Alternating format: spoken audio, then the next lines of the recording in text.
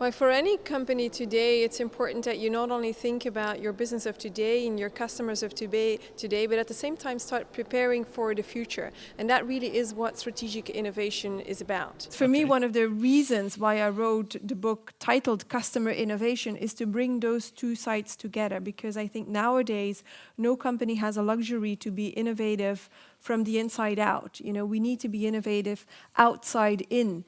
And so it means, listening to the market, listening to current needs, but also trying to understand future needs. And from that point of view, translate that back to what does it entail for us? How do we need to adapt? How do we need to change? I think that marketing and innovation cannot live without each other. And for me, one of the biggest bridge between marketing and innovation is the strategy. For me, strategy, and let's break it down in a more academic, let's say, step-by-step approach, is really this understanding of strategy definition, strategy analysis, strategy formulation, and last but not least, strategy implementation. And I would like to come back to a very big issue we have, unfortunately, with the term innovation. For a lot of companies, actually, innovation remains let's say, a very frustrating pursuit between failing and success. And I think one of the biggest issues a lot of companies have is to keep the capacity and also the possibility to stay innovative. As Marion already highlighted, if you would like to stand out of the crowd, if you like to focus more on revolutionary offers than evolutionary offers, you really have to understand what the market needs, wants, and fears, and really understand how can we be unique. And the innovation process, and I'm not going now into details how an innovation process actually works, but really helps to stand out of the crowd, to stand out of the mass, and that is also the strategic part behind the linkage between marketing and innovation. I think we need to work on all levers, like you said. If I look at what you call the first lens, it's what can we do better, what we do already today. I see a lot of companies really invested, for example, in innovation in that area still. If we think about one of the domains that we are focusing on is digital transformation. And if you take the analogy with the image that you used on photography, we all know the example of Kodak. Imagine if Kodak could do everything again, and they would only be focused on doing digital transformation like most companies do it today. The only thing they would achieve is faster bankruptcy. They would make sure that they could interact with their customer on Instagram, Facebook, Twitter. They would make sure that you could order your photographs online. They would make sure that it would be delivered to you on the doorstep, etc. But they would not have changed digitize the fundamental core of what they were doing. And I see a lot of companies active on that first layer, where you can achieve a lot in efficiencies, but where you're not really rethinking towards a digital future, and where you are not really rethinking about the alternatives that could be substitutes to you. And I think it's one of the challenges that we all have, because we haven't really addressed the topic yet, I think. It's the technologies that are coming towards us. The shift that we are seeing in terms of digital capabilities, software eating the world, and we all have in our mind examples that are pretty straightforward, but I'm really a believer that most of the things that we are doing are going to be substituted by a digital twin. And there are very, very few companies working on their core product, thinking about how is my product going to be digitized in the core. And I think in that domain, because that's a domain that is developing very, very quickly, where I think we have a role to play towards medium-sized companies, towards our customers, because a lot of that innovation, of that digital transformation is happening on the platforms of the hypergiants, which are our partners. It's the Microsofts of this world, the Amazons, the SAPs, etc., the Googles, the Facebooks, Apples that really drive innovation, that bring capabilities like machine learning, AI, augmented reality, which is going to be massive. blockchain technologies, etc. And we have to try and bring that transformative power, because I don't think of those capabilities as innovation domains as such. For me, they have a sort of transformative power like electricity had it. It's going to transform any process, tool, object, person, but it's going to bring it in a totally new reality that very few of our customers already can imagine. If you think about 10 years down the line, we are all looking at new smartphones being brought out, but probably 10 years down the line, we will not be flicking out our smartphones anymore. We will be just carrying probably some compute power or a connector to compute power. We will be loaded with chatbots that will automatically interact with each other to fix slots in agendas, to make payments because you borrowed me some money, etc. And that kind of innovation is going to be there very quickly, and it's a type of innovation that I would see in the third lens, in the revolution, and we have a role to play in there. So, as much as we are looking at those technologies to drive efficiencies, do things better, do things differently, we also have to bring them to our customers and engage with our customers in a co-creation process to help rethink their business. Well, basically, we all know this. We know that customer experience is important. We know that, developing products based on customer input is important. And the key question is, why don't we do it then? And I think the main answer is there is an enormous tension field between short-term and long-term objectives. You have a daily business to run, you have products to sell, you have, your KPIs to be met. But on the second hand, next to this, you also need, start developing new products that align with. And how do you basically divide your resources and your focus on both areas? And that's the big challenge, I think, for most companies and even marketeers. And often you see these, what they call the bimodal models, where you have almost like a sub-team who's working on the daily business, and you have some, call it lucky guys, who are working on the future. Who can do a little That's not ideal neither. And I think, at least for me as a marketer, that's the biggest challenge today. I think Jan addresses the concept of the innovation dilemma that we're all bumping into. And the interesting or the terrible thing about the innovation dilemma, I think, is it's not somebody's fault. It's a structural issue in an organization. You have to drive growth, you have to create the oxygen to do the innovation. But as soon as the engine stutters or the market is not picking up, you really get into a crunch, and what do you do then? And I think it's really difficult, and we should not be, we should be transparent about it. It's really difficult at that moment to really continue going for that innovation and not falling back on your traditional business that generates immediate profit instead of banking on the future profits. And indeed, that dilemma is that it actually makes sense, to focus on the short term and to focus on what you're doing well and to focus on exploiting your existing capabilities. And so the way around that is, either to create this bimodal structure, which also has its disadvantages, because then to not have, not be talking to each other, and it's very hard to then bring it inside. Or to indeed expect it, at every unit in the organization. And, you mentioned it's about resource allocation, making sure that, you really make sure that you reserve resources, not only for lens 1, but also for lens 2 and 3. It's also about, about KPIs, about really drilling down, do we measure what we want to achieve? There's a lot, Okay.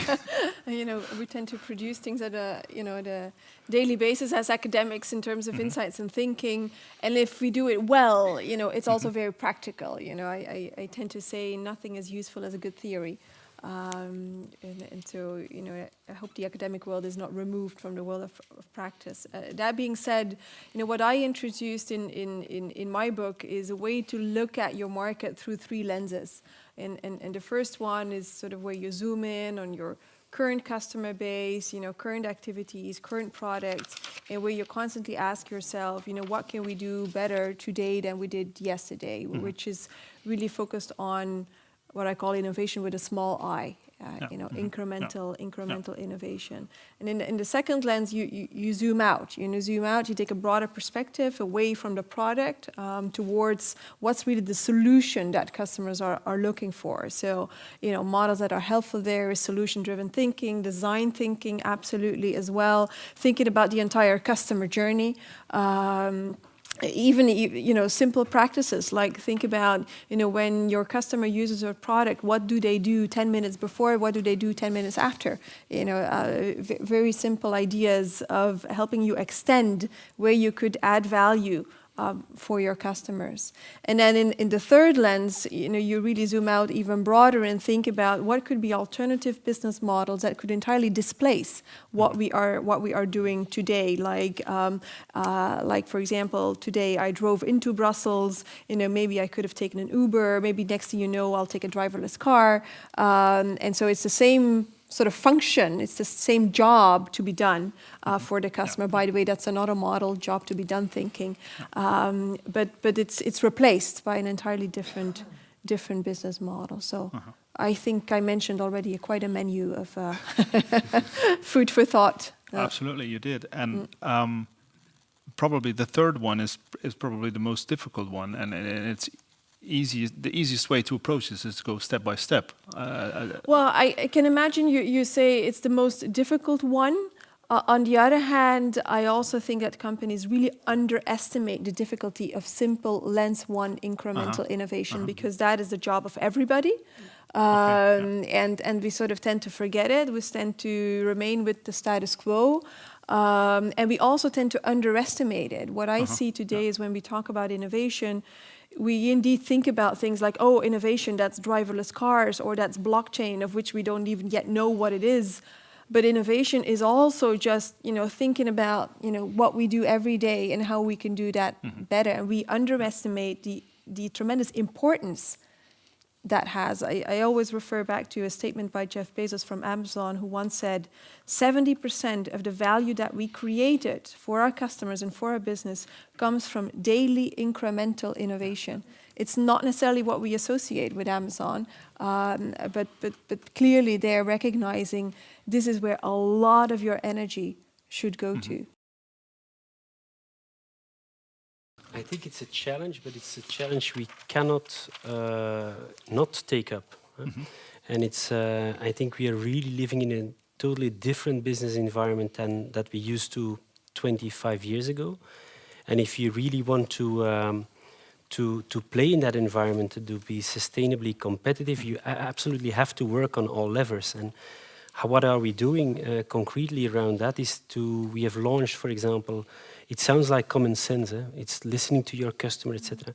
But it's to driving that customer experience and understanding much further down than what we used to do. So I think as a company, we've always been good at looking at the temperature of our customers, and we have a very, very detailed understanding of acquisition and churn rates, and we know if they're moving to the competition or why they swapped, etc., etc.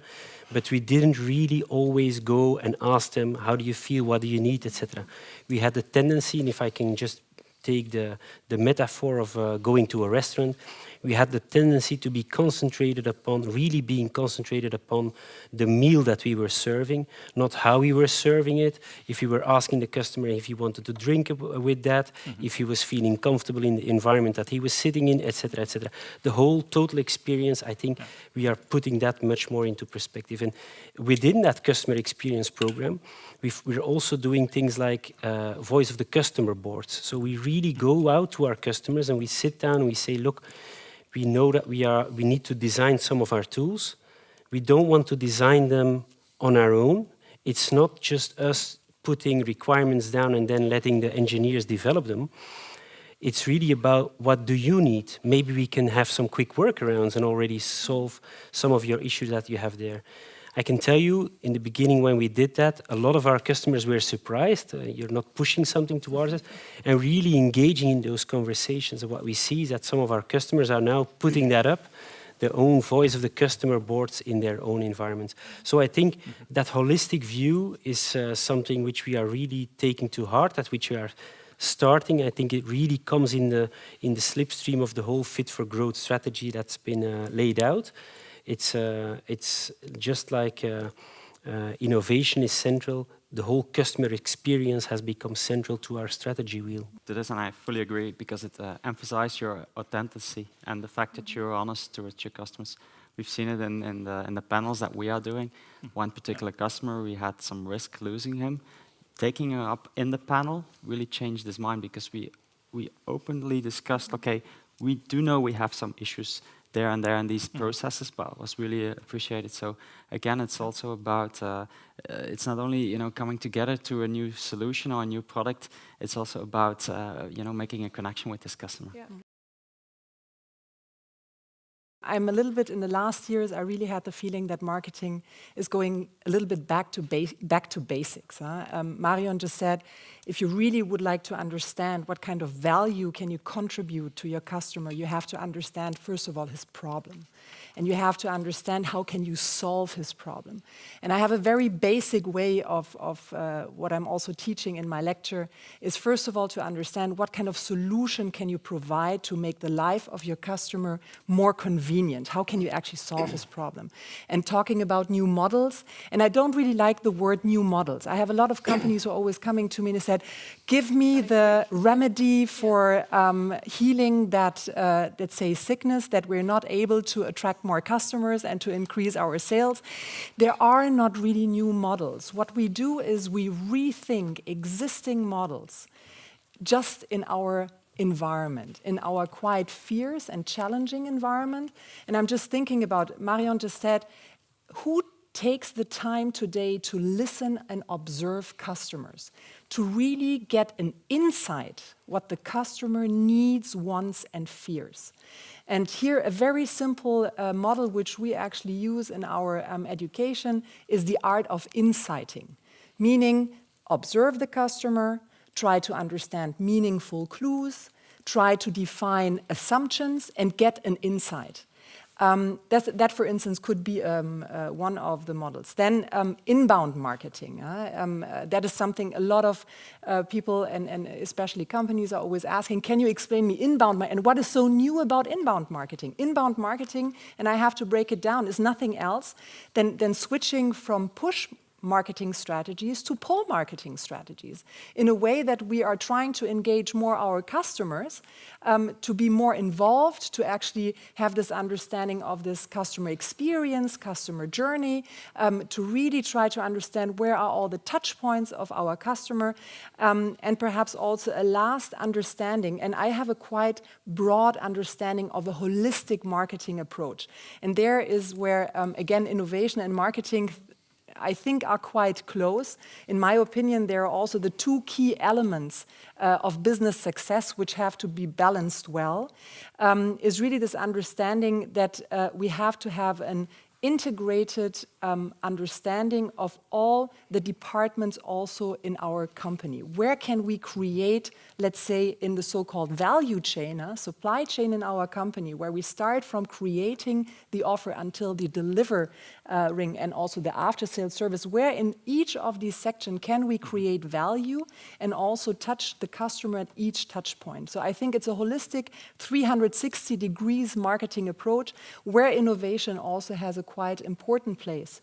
And that's a little bit all. And perhaps one last thing, and I would like to perhaps emphasize on that, talking about this very challenging landscape we are right now. And I still remember when I was sitting in my marketing lecture, we said we talk about B2B and we talk about B2C. Typical, the big distinction between those two worlds. Today, it's quite difficult to draw a thin line between B2B and B2C. When we look a little bit at the landscape, today we have C2B, customer to business, we have customer to customer. And today I have a very provocative, let's say, understanding that even today B2B can learn from B2C and B2C can learn from B2B. And that we have more and more approaches which really goes into the understanding of B2B to C, H to H, coming back to this, or human to human, sorry, I'm a little bit in my own language, so H to H means human to human, where we have this understanding of this holistic lean approach, marketing approach.